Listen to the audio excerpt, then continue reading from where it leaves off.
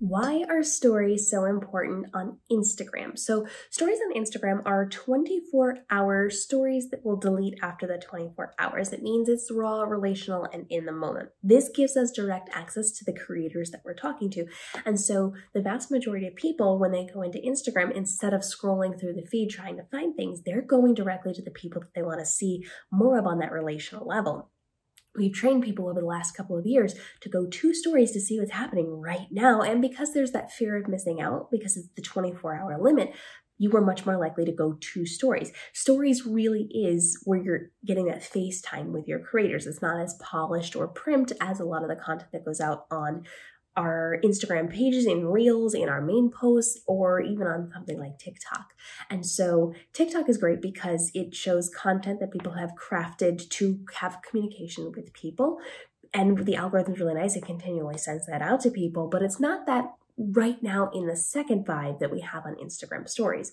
So you're going to start to see, and you have been seeing, and we have been seeing for a long time, people are gravitating toward that real relational conversation. And we don't put that type of content on TikTok. We're simply not doing it because it didn't start out with that. And so we on TikTok look for specific types of content because that's what we grew up with. That's how we understand how to communicate on the platform. Stories aren't getting the same time on their screen time. They're not getting the same screen time as most of the other content because that's what people go there for, the entertainment and educational content. Whereas on Instagram, we're going to see their magazine life and learn a little bit more about how we can do things and how things can be different for us or how we can follow our favorite influencers. And that is where we're getting that real, raw, relational, in the moment conversation with people, however they are. So I would never jump onto Instagram and, talk about how my dog is sick or how I am sick or all of these things that are happening right now in my real life. But I would go on stories and give you guys updates in the moment so that you know what's happening. You understand what my schedule is like. You understand what's going on. And I can be a little less polished and interesting about it because it deletes after 24 hours. This is something where I'm literally just giving you communication as I am right now. I filmed an Instagram story before I came up here.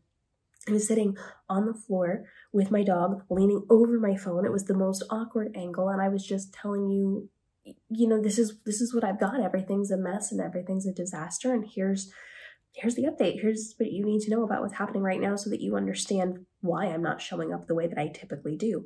And so stories is really that connection you have with your best friend. It's getting on and leaving them that voicemail and that video mail. This is what's happening. This is what's going on right now. And we don't get that on the other social platforms. So while you can be creating content and should be creating content for your main feed, your reels, for everything else that you are doing, it is not going to have that same potency that story is going to have because that is it doesn't matter and I'm just coming to you as I am conversational point that you get inside of stories and you're not getting inside of the other content. So you need to be focused on stories and showing up a couple times a day because people are actively checking in. They want to see what's happening. So my dog is sick.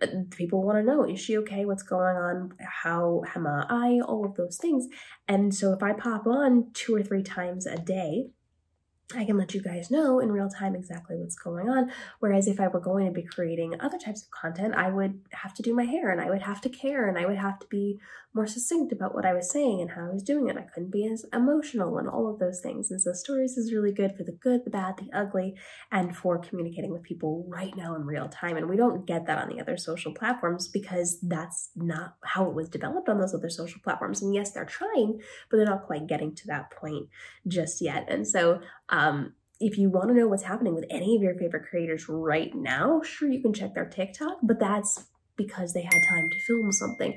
But if you want what's going on right now, if you want to know what's happening with their canceled flight, or you want to know what's happening with the destroyed dress that they got for their photo shoot, or you want to know if they arrived in that location on time, you go to their stories and you find out because that's where we communicate and we have those conversations with people.